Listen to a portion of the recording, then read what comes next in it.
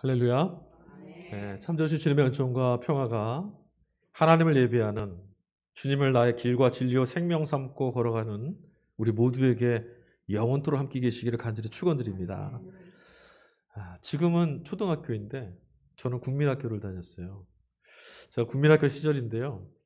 그때 웃지 마세요. 저는 제 인생에 있어서 가장 충격적인 지적인 충격을 사건으로 경험했습니다. 초등학교 때. 선생님께서 칠판에다가 뭔가를 하나 적으셨어요. 문장을 하나 적으셨는데 그 문장은 존 스튜어트 밀이라고 하는 사람이 했던 말입니다. 여러분 다 아시는 말일 거예요. 한 번쯤 들어보셨을 겁니다. 배부른 돼지보다는 배고픈 소크라테스가 낫다. 들어보셨나요? 네. 저희 가정이 그닥 넉넉지 않은 상황이었어요. 그때. 그래서인지 배고픈 것이 배부름보다 낫다. 돼지나 소크라테스는 전혀 눈에 들어오지 않고 배고픈 것이 더 낫다라는 말이 어린 저로서는 도무지 이해가 되질 않았습니다. 물론 그때는 소크라테스가 누군지도 제대로 알지 못했고요. 어떤 사람인지도 전혀 몰랐어요. 그냥 배부른 사람들이 한가로운 소리 하나보다 그냥 이렇게 생각했습니다. 그러면서도 도대체 왜 저렇게 말했을까? 뭐가 있길래? 저 사람 소크라테스라는 사람 도대체 뭐길래? 뭘 했길래 배고픈 그 사람이 더 낫다라고 말할까? 이 의문이 좀처럼 지워지지 않고 사춘기 시절 내내 저와 함께 했습니다. 이제는 세월이 한참 지났죠. 저도 이제 머리가 희끗희끗해지고 있으니까요. 그런데 저는 오늘도 이 문제 앞에 서 있습니다. 이번에는 좀 상황이 달라요. 이번에는 목사가 된 제가 이 말을 여러분에게 전해야 하는 입장입니다. 오늘 우리가 사는 시대, 이 시대의 지혜는 온통 부자가 되거나 또는 유명한 사람이 되거나 행복할 수 있다라고 하는 아주 달콤한 유혹들이 곳곳에 가득 차 있습니다. 그리고 그것을 복이라고 말하고 사람들은 너나 할 것 없이 그런 것을 복으로 찾으면서 다른 박질하고 있습니다. 배고픔을 염려하지 않아도 될 만큼 배불렀으면 좋겠다 하는 이런 욕망의 연장선상에 아주 우리가 서 있는 것 같아요. 소크라테스와 돼지 양쪽에 저울질을 하면서 고민하던 제 어린 시절, 그때에 비해서 세상은 조금 더 나아진 것이 없어 보입니다. 여전히 배불리 먹느냐 배고프냐 문제를 갖고 씨름하고 있거든요. 그래서 배고픈 소크라테스가 배부른 돼지보다 더 나은 것인가 라고 하는 이 물음은 여전히 현재 진행형입니다. 여러분 일체의 모든 종교들이나 경전들이 그러하듯이 여러분 성경책을 이렇게 펴서 읽으시면 그 안에 참 좋은 말씀 많이 들어있죠. 예. 그러나 우리 보기에 좋은 말씀만 담겨 있는 건 또 아닙니다. 성경을 펴서 읽다 보면 때로는 눈살을 찌푸릴 수 있을 만큼 섬뜩하고 깜짝 놀랄 만한 폭력적이고 선전적인 내용도 들어있고요. 부패하고 타락한 이전 투구의 각박한 모습도 성경 안에는 고스란히 담겨 있습니다. 우리들 별로 보고 싶어 하지 않는 내용들입니다. 다시 말해서 성경 안에는 우리 눈에 거슬리지만 성경만이 전할 수 있는 마땅한 무엇인가가 그것에 담겨 있기 때문에 이는 그대로 고스란히 우리에게 말할 수밖에 없는 거였어요. 어린 시절 줄곧 저를 따라다녔던 질문, 앞서 말씀드린 어떻게 살아야 될까? 이 물음에 성경은 답을 하고 있더라고요. 여러분들은 그 답을 발견하셨습니까? 어떻게 살아야 하는가? 성경은 이렇게 말하더라고요. 복 있는 사람 되어라.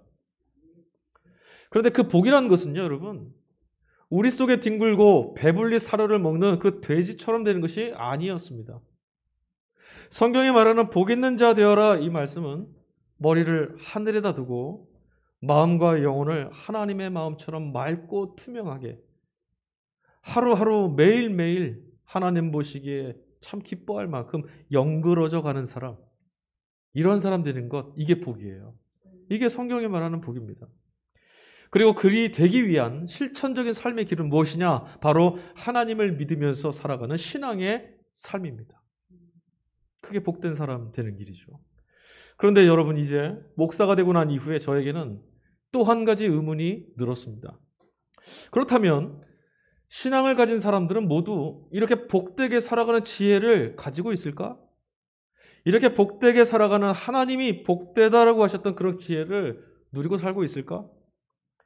이 물음은 어린 시절에 아무리 보아도 배고픈 소크라테스로 살려고 하는 어른들이 보이지 않아서 혼돈스러웠던 제 어린 시절의 기억을 다시 한번 떠올리게 합니다. 왜 그렇습니까? 복 있는 사람은 여호와의 율법을 즐거워하며 그의 율법을 주야로 묵상한도다. 마음이 가난한 자는 복이 있나니. 성경이 말씀하시는 그 내용들을 암송도 하고 노래도 하고 고백도 하는데 여전히 그런 복을 하나님께서 말하는 하늘의 복을 갈망하는 성도들, 신자들의 모습이 드물어 보이기 때문입니다. 신앙과 삶의 불일치. 여러분, 우리 요즘에 이 문제가 우리들의 숙제잖아요. 삶과 신앙, 믿음과 신앙, 삶의 일치의 문제. 신앙과 삶이 일치되지 않는 모습은 예수님 당시에도 별반 다를 바가 없었던 것 같아요. 오늘 우리가 같이 읽은 복음서 말씀을 보니까 저만치 주님을 따르고 있던, 저만치 주님 곁에 좀 떨어져서 따르고 있던 제자들 가운데 소동이 좀 있었던 것 같습니다. 여정을 마치고 쉬게 되었을 때 주님이 제자들을 향해서 물으셨어요. 얘들아, 좀 전에 보니까 길에서 너희들 뭐 토론하는 것 같던데 뭘 두고 그렇게 토론하고 있었냐? 말씀을 이어서 보니까 복음서를 기록한 마가는 마치 예수님께 제자들이 무슨 짓을 했는데 고자질하는 것처럼 그 뒤에 이렇게 설명을 합니다. 그들이 길에서 서로 누가 큰지에 대해서 쟁론하고 있었다. 즉 다투고 있었다. 이렇게 말합니다. 다투고 있었다. 고자질하는 것 같죠? 가이사라 빌립보에서 예수님께서 제자들에게 비밀을 하나 말씀해 주셨었죠. 그게 뭐였죠? 당신께서 이제 곧 세상의 유력자들에 의해 죽임당할 거다. 순한 예고를 하셨어요. 그때 이어서 오늘 두 번째로 내가 곧 죽임을 당할 것이다라고 말씀하신 바로 직후에 벌어진 일입니다. 진리에 관해서 토론을 할 만큼 이제 제자들이 무르익었으면 했던 것이 예수님의 기대였는데 그들은요, 진리에 관한 것, 영생에 관한 것, 하나님의 길을 따르는 것에 관해서 토론하고 있던 게 아니었습니다. 그러니까 주님의 실망이 이만저만이 아니죠. 스승은 지금 죽으러 가고 있는데 제자들은 뭐 했냐? 누가 더 큰 사람이 될 것이냐? 누가 유력자가 될 것이냐? 그럴 수 있을 만한 제목이 도대체 누구냐? 이것 두고 다투고 있었다고 합니다. 한심하기 짝이 없습니다. 그런데 또 한편으로 보니까 솔직히 세상적으로 본다면 제자들이야말로 현실적 감각이 뛰어난 사람들입니다. 이제 곧 예수님께서 로마를 무너뜨리고 새 나라를 세우실 겁니다. 그가 세상의 구원자로 이제 전면에 드러나실 거예요. 하루라도 빨리 예수님의 누가 오른팔인지 서열을 정리하고 인정받는 자리를 선점하는 것. 여러분, 저는 이 대목이 무엇같이 보였냐면 개발이 일어나고 집값 높아지기 전에 어디 싼 땅 빨리 찾으려고 혈안이 되어 있는 현대 우리가 살아가는 이 시대의 지혜와 다 있는 것처럼 보였습니다. 주님은 첫째가 되려고 하면 끝이 될 터이니 섬기는 자가 되라 이렇게 말씀해 주셨죠. 제자들의 그 시선, 그들의 지향을 수정해 주셨어요. 높아지는 자리를 보지 말고 낮아져라. 그러나 여러분, 높아지지 말고 낮아지라고 하셨던 주님의 말씀은 머리에서는 아멘이 됩니다. 동의가 돼요. 우리 모두 이 말씀을 읽으면서 아멘 했습니다. 그런데 우리 속내에서는 영 그 말씀에 아멘이 되지 않습니다. 부동이죠. 동의할 수 없어요. 그리 되고 싶지 않습니다. 우리 본성의 그 아우성치는 함성을 우리는 감출 수가 없습니다. 우리 속내에서는 계속 외쳐요. 주님, 그리할 수 없습니다. 하늘에 닿고 하나님께 잇대어 살고 싶은 건 우리 진심입니다. 그러나 먹고 사는 문제, 현실의 문제라고 하는 땅의 힘이 하늘로 닿으려고 하는 우리들의 발걸음을 끌어내려서 속절없이 땅으로 곤두박질 치게 만듭니다. 주님은 분명히 하늘에서 큰 자가 되라고 하셨는데 그래서 우리는 자꾸만 땅에서 큰 자가 되려고 합니다. 땅이 끌어당기는 힘보다 더 큰 힘을 얻으려고 땅에서 큰 자가 되려고 자꾸 몸부림칩니다. 왜 이럴까요? 예수님이 보시는 것과 왜 이렇게 다른 시각을 갖고 하늘에서 큰 자가 아니라 땅에서 큰 자가 되려고 우리가 몸부림칠까요? 이유는 아주 간단합니다, 여러분. 우리는 여전히 하늘에서 큰 사람이 된다는 것이 무엇인지 또 그것이 얼마나 귀한 것인지 전혀 실감하지 못하고 있습니다. 땅에서 큰 사람 되는 걸 우리 눈으로 시퍼렇게 보고 있어요. 아, 저렇게 되면 저렇게 살 수 있는 거구나. 저거 참 매력적이구나 알고 있는데 하늘에서 큰 사람은 도대체 얼마나 좋은 건지 우리 잘 몰라요. 하늘보다 크신 주님을 곁에 두고 있으면서도 하늘에서 큰 자가 도대체 어떤 것인지 잘 모르고 있으니 여전히 우리는 눈뜬 장님과 다를 바가 없습니다. 자, 어찌해야 될지, 어떻게 하면 땅이 끌어당기는 힘, 여기서 벗어날 수 있을지 절망하는 우리들에게 주님은 늘 같은 말씀을 하십니다. 아니야, 땅에서 더 커지려고 하지 말고 오히려 낮아져라. 더 섬기는 자가 되라. 그런데 주님이 가르쳐 주신 이 해결책은 도무지 어렵습니다. 여러분들도 늘 낮아지시려고 섬기는 자가 되려고 마음에 결심하고 애를 쓰시고 잘 알고 있어요. 여러분들이 하시는 거. 그래서 여러분 하늘에 닿아보겠다라고 몸부림치는 우리의 걸음이 자꾸만 땅에서 커지려고 하는 헛발질로 끝나고 맙니다. 낮아지는 것으로 섬기는 자가 된다는 거, 이게 여러분 도대체 어떤 걸까요? 뭘 말하는 걸까요? 여러분, 꽃이요, 식물이 꽃을 틔우려면 반드시 꽃보다 먼저 돋아 오르는 게 있어요. 꽃받침입니다. 꽃받침이 먼저 난 다음에요, 꽃받침은 어디로 향하느냐? 아래로 향합니다. 그게 아래로 향해야 꽃을 떠받쳐줘요. 섬기는 자가 되라는 말씀은 바로 이 꽃받침 같은 사람들이라는 거예요. 생명을 담아낼 수 있는 사람들이라. 즉 이 말씀은 낮아져라, 섬기는 자가 되라, 이 말씀은, 예수님의 말씀은 누군가를 꽃받침처럼 떠받들어주고 품어줄 수 있는 사람 되라, 이 말씀이거든요. 누구보다 낮아지란 말씀은 누군가를 받쳐줄 수 있는 사람 되라, 누군가의 생명을 지켜줄 수 있는 사람 되라, 이 말씀이에요. 그리고 우리가 품어야 될 사람이 누구인지를 예수님은 아주 구체적으로 말씀에 기록해 두셨어요. 뭇사람들. 뭇사람이란 말은 무슨 뜻일까요? 모든 사람, 누구든지 라는 뜻이에요. 우리가 여기에서 할 말이 없죠. 주님의 말씀대로라면 세상 모든 사람을 제 품에 품어줄 수 있을 만큼 되는 것, 이게 주님이 보실 때 낮아진 사람, 낮아진 사람만 품어줄 수 있어요. 그런데 여러분, 우리는 제 자신만 움켜쥐고 딱 내 눈에 들고 내 욕심에 차는 사람만큼만 품어줄 수 있습니다. 그게 우리 그릇이에요. 그러니까 지금 예수님 말씀, 세상 모든 사람 누구든지 너의 곁에 오면 받쳐줄 수 있을 만큼 큰 사람이 되라는 것, 너무나 터무니없이 큰 사람 되라는 말씀이잖아요. 그래서 이게 어려웠던 거예요. 우리 그릇은 딱 한 명몫인데 나 하나 여기다 담아내는 것도 힘든데 세상 누구든지 받아들일 수 있는 그릇대로 가시니까 따라가서 하려니까 너무 힘든 거죠. 자, 그러면 도대체 왜 하늘에서 큰 사람이 우리가 돼야 될까? 땅에서 큰 사람이 아니라 왜 하늘에서 큰 사람이 되라고 주님 말씀하시는가? 이 이유가 도대체 뭘까? 여러분, 우리가 낮아지고 섬기라, 이 말씀 들으면 우리 생각은 처음에 뭐부터 듭니까? 아, 낮아져라, 섬기라, 나 손해보고, 나 바보 되고, 나 혼자 울고, 나 혼자 억울함을 삼키고, 손해보는 일, 이거 하라는 말씀인가? 우리 생각이 들어요. 예수님을 믿는 것까지는 좋지만 예수님의 제자가 되거나 제자답게 살라고 하시는 말씀은 자꾸 무겁게 느껴지죠. 땅에서 일어나는 크고 작은 일에 우리는 쉽게 넘어지는 사람들입니다. 그렇잖아요, 여러분? 여러분, 누군가 고통당하는 것에 신음하고 있으면 여러분, 우리는 뭐라고 말하죠? 그거 별거 아니야. 근데 정작 나는 그보다 못한 것에 몸부림치고 살아요. 조금만 뭔 일이 생기면 우리는 아주 쉽게 넘어집니다. 거기에 사로잡혀 버리는 거죠. 그래서 늘 무엇이 없어서, 무엇을 가져야 하니까, 무엇을 해내야 되는데, 이런 이유로 우리는 하나님이 우리에게 주신 기쁨 모두 다 빼앗긴 채 살아갑니다. 우리가 한 주 동안 기쁨을 다 상실하고 살아가는 모습들을 가만히 들여다보면 정직하게 말하면 마치 노예 같아요. 굽신거리고 살고요, 비굴하게 살아요. 지난주 설교에서 제가 이런 말씀을 드렸어요. 죄로부터 완전한 자유는 언제 누릴 수 있는 거라고 그랬어요, 여러분? 기억하세요? 딱 하나의 길밖에 없다고 말씀드렸는데 죽는 것.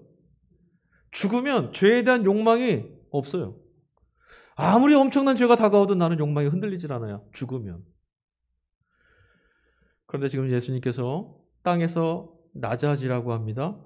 땅에서 섬기라고 합니다. 모든 억압과 유혹, 욕심과 자존심, 탐욕, 이런 모든 것에서 벗어나는 길이 여기 있다고 말합니다. 낮아지고 섬기는 것 어떤 걸까요, 여러분? 자기 자신을 부인하는 사람만 갈 수 있는 것이 그겁니다. 자기 자신을 부인한다는 건 뭐예요, 여러분? 이런 것들이 내 안에서 단절된 것처럼 죽음을 경험하는 것과 같은 말이에요. 나를 부인한다는 건 여러분 쉽게 생각하지 마세요. 죽음을 통과하는 거라니까요. 난 죽은 자와 같아. 이게 자기를 부인하는 거예요. 그런 사람만 낮아질 수 있어요. 그런 사람만 섬길 수 있어요. 그런 사람만 예수님 말씀대로 너희는 땅에서 작은 자 되고 하늘에서 큰 자 되라. 이 말씀대로 살 수 있는 거예요. 죽음을 통과한 사람만. 이제 여러분 우리는 왜 예수님께서 우리를 하늘에서 큰 데 데려가시는지를 생각해 봐야 돼요. 이 세상이 어찌할 수 없는 이런 고통과 절망과 두려움과 염려와 근심으로부터 벗어나려고 땅에 있는 어떤 것보다 큰 사람 되려고 그랬는데 예수님은 그런 걸로 큰 사람이 못 돼. 하늘에 닿아 있는 사람이야 큰 사람이야. 땅은 하늘에 닿을 수가 없어요. 땅이 아무리 커도 하늘에 덮을 수가 없는 거예요. 그래서 예수님은 하늘 같은 사람 되라 하신 거예요. 그러면 땅의 권세로부터 벗어날 수 있어요. 세상보다 크신 하나님께 이어진 사람만 세상보다 큰 사람 되는 거예요. 큰 사람 되라고 하셨던 예수님 말씀, 땅에서는 작아지고 하늘에서 큰 사람 되라는 말씀은 구원받은 사람답게 모든 땅의 권세로부터 자유하고 모든 땅의 권세로부터 벗어나서 하나님의 손에 붙들려 기쁨과 감사함을 누리는 구원의 삶으로 나아오라는 초대의 말씀인 거예요. 자, 낮은 곳을 향하셨던 주님과 이어진다면, 여러분 우리가 예수님과 이어진다면 그때 비로소 땅이 끌어당기는 힘, 우리 늘상 고민하고 염려하는 것들, 여기서부터 벗어날 수 있습니다. 왜? 주님만이 세상보다 크신 분이니까. 그래서 우리가 주님께 붙들려 있어야 되는 거예요. 그러려면 먼저 무엇 해야 되느냐? 우리가 예수님을 따르려면, 예수님께 이어져 있으려면, 세상보다 큰 자가 되려면 어떻게 해야 되느냐? 내 자신을 향하는 욕심을 비워내야 합니다. 그게 자기 부인입니다. 나를 남겨두면 예수님을 따라갈 수가 없어요. 예수님께 이어질 수 없어요. 그럼 세상보다 큰 자가 될 수 없어요. 그래서 결국은 어떻게 됩니까? 세상에 맨날 주옥거리며 사는 거예요. 바울은 욕심을 비워낼 때, 즉 자기 자신을 향하는 마음을 비워낼 때 평화를 이룰 수 있고, 자기 자신을 비워내는 욕심을 비워내므로 평화를 이루게 되는 이것이야말로 위로부터 오는 지혜다, 이렇게 말해줬습니다.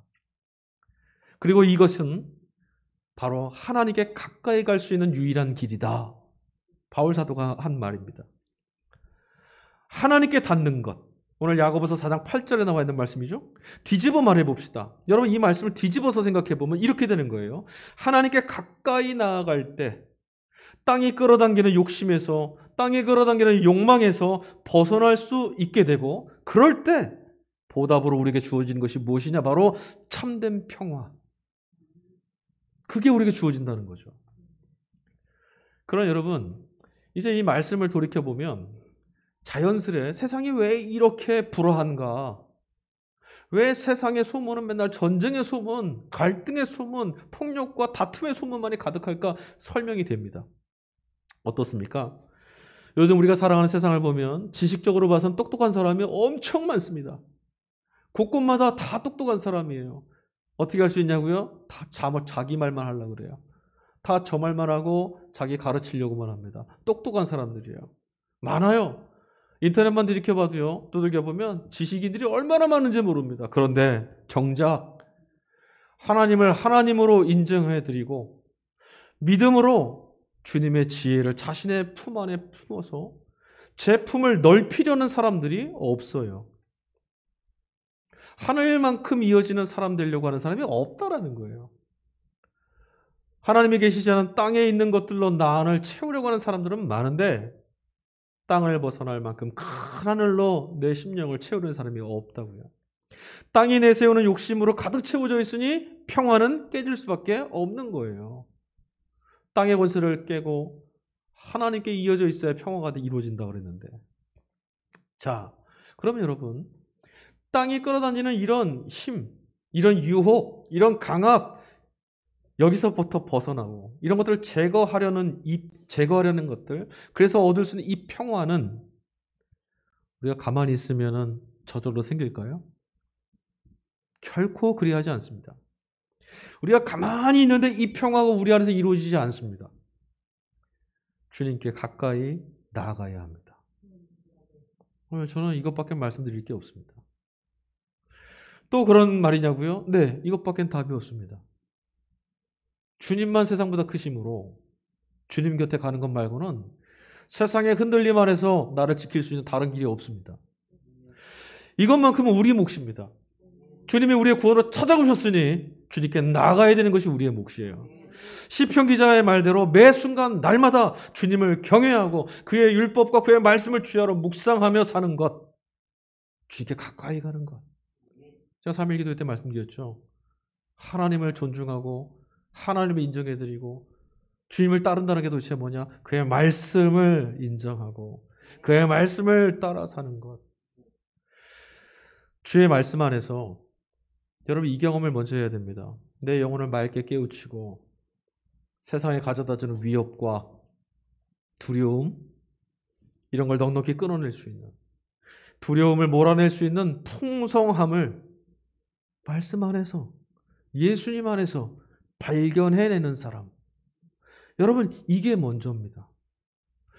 주님 안에서 이런 기쁨을 발견하지 못했는데 다른 무엇을 한다는 건 위험합니다. 그건 결국 자기 의로 빠집니다. 그래야 억지로 그럴듯한 모습으로 뭐뭐 하는 척하는 그런 모습이 아니라 참된 즐거움과 기쁨을, 구원을 발견한 자답게 내 의지적으로 어떤 상황에서도 주님을 선택하고 따를 수 있게 되는 겁니다. 그래서 여러분은 갈망해야 됩니다. 하나님, 주님 안에서, 그리스도 예수 안에서, 당신의 아들 안에서 땅의 어떤 것보다도 이 땅의 모든 총합보다 큰 주님의 주시는 그 기쁨을 맛보게 해주십시오. 보게 해주십시오. 경험하게 해주십시오. 이게 우리의 갈망이 되어야 돼요. 그러면 어떻게 우리가 낮아질 수 있을까? 예수님은 이 물음에 대한 답으로 어린아이 하나를 데리고 오셨어요. 제자들 앞에 그 어린아이를 딱 세워두시더니 그 아이를 품어주시면서 이렇게 말씀하셨습니다. 오늘 마가복음 9장 37절 상반절인데, 누구든지 내 이름으로 이런 어린아이 하나를 영접하면 곧 나를 영접함과 같다. 아멘 하셨습니다. 예수님을이 아니라 이 어린아이를 이렇게 대하면, 어린아이를 영접하라는 헬라어 데코마이라고 하는 말은 영접하다, 환영해준다, 인정한다라는 뜻입니다. 뭘 인정하는 걸까요? 이 어린아이에 뭐를 인정하면서 대하는 겁니까? 이 어린아이에게 단순하게 친절을 대하라 이 말씀 아닙니다. 조금 더 친절한 사람, 겸손한 사람 되라 이게 아니고요. 너의 속마음으로 그 아이가 너 자신보다 나은 존재라는 것을 인정하는 것처럼 대하라 이 말이에요. 그런데 여러분, 우리 본성은 어떻습니까? 우리들의 본성은 나보다 조금이라도 못하다 여겨지면 그 사람이 나보다 잘났다라는 걸 인정하는 걸 정말 견디지 못해야 합니다. 저 나보다 못하는 인간인데 사람들이 저 사람들이 막 열광하네. 속상해. 오죽하면 우리 옛말에 사돈이 땅을 사면 뭐 한대요? 배가 왜 아파요? 그러니 여러분, 어린아이를 영접한다라는 것, 어린아이보다 내가 낮아진다라는 것은 솔직하게 말씀드리면 제 힘으로는 불가능합니다. 흉내는 낼 수 있습니다. 99개 하다가 어느 하나 딱 부딪히는 순간 욱 하고 올라옵니다. 그럴 수 없어. 네가 뭘 잘났어. 내가 너보다 훨씬. 여러분, 그래서 우리는 이 말씀 중에 주님이 하시던 이 말씀에서 주목해야 될 단어가 하나 있어요. 예수님이 뭐라 하셨냐면 이 아이를 어떻게 대하라 했냐면 내 이름으로. 여기가 핵심 단어입니다. 아이를 잘 대하라. 이게 여기가 핵심이 아니라 내 이름으로. 내 이름으로라는 뜻은 무엇이냐면 주님을 대하듯 나를 대하듯 하라는 거예요. 그런데 여러분, 이 말씀도 어렵습니다. 생각해 보세요. 어린아이를 내 수준으로 받아들이는 것도 못하는 우리가 그 아이를 예수님 수준으로 우리가 볼 수 있겠어요? 되시겠어요, 여러분? 저렇게 못난 아이를, 저렇게 연약한 사람을 내 수준과 동등하다고 보는 것도 우리 못하는데 그 일을 예수님처럼 볼 수 있는 게 우리가 가능하겠냐는 거예요. 그러니까 또 실패합니다. 그럼 어떻게 하란 말씀입니까? 내 이름으로 나를 대하듯 내가 한 것처럼, 이 말씀 뭐냐면 주님께서는 당신 자신을 어린아이와 기꺼이 동일시하는 분이었다라는 걸 기억하는 겁니다.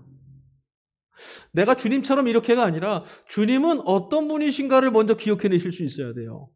그 누군가를 볼 때, 작은 사람 앞에 설 때, 나보다 못하다는 얘기는 내 옹졸한 마음이 들 때, 그때 뭘 생각해야 되냐면 주님은 이 사람을, 주님은 저 사람을 당신 자신과 기꺼이 동일시하셨지. 주님은 그런 분이시지. 내가 믿고 따르는 예수님은 바로 그런 분이시지. 이걸 먼저 기억해내시는 거예요. 그걸 내 기억에 먼저 소환시키는 거죠. 내가 이렇게 해보겠다고요? 안 돼요, 여러분. 우리는 늘 예수님 뒤를 따라가야 되잖아요. 그러니까 예수님이 어떤 분이신가를 먼저 우리 소환해야 돼요. 내 앞에 서 있는 누군가 비틀비틀대는 사람이 있을 때 예수님은 기꺼이 저희와 동일시하시는 분이었어. 여러분 한번 생각해 보십시오. 우리는 언제 구원받았습니까? 바울은 로마서에서 그렇게 말합니다. 우리가 아직 죄인 되었을 때. 하나님과 원수. 그럴 때 우리가 예수님께 이어져서 하나님의 자녀가 될 수 있었잖아요. 죄인인 우리가 하나님의 자녀래요. 이거 우리가 얼마나 복음이에요. 근데 여러분, 바로 그 사람이, 바로 그 아이가 하늘보다 높으신 주님과 이어져 있대요. 그러면 바로 그 사람이, 바로 그 아이가 우리가 섬겨야 될 그 큰 사람 아니겠습니까? 나는 하나님께 이어져서 죄인이 하나님 자녀 됐는데 저희가 하나님께 이어져서 큰 사람 됐다는 걸 왜 인정을 못할까요, 우리가? 하나님께 이어지면, 예수님께 이어지면 누구나 큰 자입니다. 자, 이제 여러분 조금 더 어려운 말씀을 나눠야겠어요. 섬김. 우리는 이 섬김과 헌신, 낮아짐 뒤에 한 걸음 더 나가야 됩니다. 자, 여러분 질문 드리겠습니다. 기독교 신앙의 핵심, 구원에 이르는 참된 지혜가 닿아 있는 곳 하나를 고르라면 여러분 그게 뭐라고 말씀하시겠습니까? 어느 겁니까? 무엇입니까? 기독교 신앙의 구원의 핵심이 담겨있는 상징물 하나만 여러분 딱 말씀하라면 뭐 말씀하시겠어요?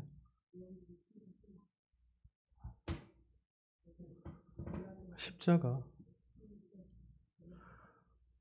여러분, 십자가 없는 교회는 교회가 아닙니다. 네.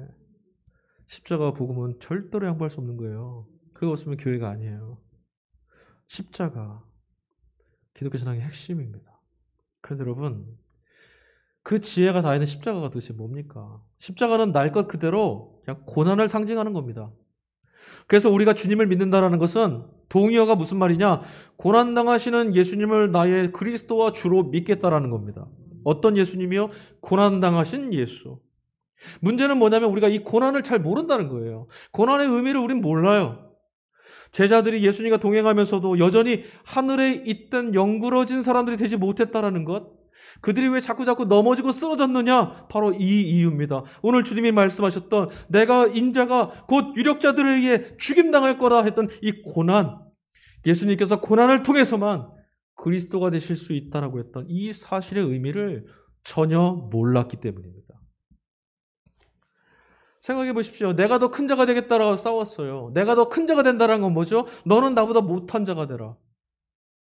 그건 고난하고 안 어울리는 겁니다. 여러분, 언제라도 또 누구라도 여러분 고난이 찾아오는 걸 기뻐할 사람은 아무도 없죠. 우리는 모두 다 그것이 찾아오는 걸 거부하고 또 원하지도 않습니다. 하지만 고난은요, 누구도 예외를 두지 않고 속절없이 우리를 찾아옵니다. 그리고 아이러니한 것은요, 고난이 찾아왔을 때만 비로소 우리는 영혼의 껍질을 깨고 내 밖에 있는 초월, 내 밖에 있는 구원에 관심을 갖게 됩니다. 어려운 일이 생기고 내 불가항력적인 나의 절망을 목격했을 때 우리 그때 비로소 내 밖에 나를 구원할 자 어디 있을까? 하나님을 향하는 마음의 비상이 바로 이때 이루어지는 겁니다. 그러고 보면 여러분 죄송합니다. 고난은요. 하나님 보시기에 익은 사람, 하늘에 닿은 사람 되라고 우리에게 주시는 선물이 아닐지 모르겠습니다. 왜 그래야만 하느냐? 고난 없이 주님 믿으며 살 수는 없는 것이냐? 이런 물음 하시고 싶죠. 근데 이 물음은 왜 무더운 여름을 지나 가을에만 출소할 수 있냐? 이런 물음과 똑같습니다. 하나님의 말씀을 전하기 위해서 세워졌던 선지자가 있습니다. 오늘 1독서 본문이죠. 예레미야 선지자입니다. 예레미야 선지자는 하나님 말씀을 전하다가 도리어 박해를 받고 사람들에게 미움을 받고 온갖 수모를 당했던 사람입니다. 우리들이야 하나님이 세우신 선지자라고 그를 믿는 것 어려움 없죠. 그렇죠? 예레미야 하나님이 세우셨잖아요. 그렇죠? 당시의 사람들이었으면 어떻게 됐을까요? 우리가 그 당시로 돌아가서 야 우리가 망하게 됐다. 아수르에게 단말 말고 그냥 따라가라. 항복해라. 이런 말씀을 전하던 예레미야 선지자를 만났을 때 우리가 그를 하나님이 전하시는 하나님 말씀을 갖고 온 선지자를 인정했을까요? 또 입장을 바꿔봅시다. 우리가 과연 예레미야였다면 하나님 말씀을 들고 섰는데 모두 다 나를 박해할 때 그런 고난을 감당해낼 수 있었을까요?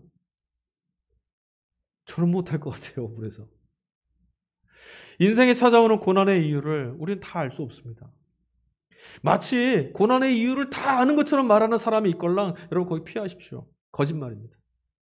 사기꾼입니다. 우리는 그 고난의 의미 다 알 수 없습니다. 분명한 거 있습니다.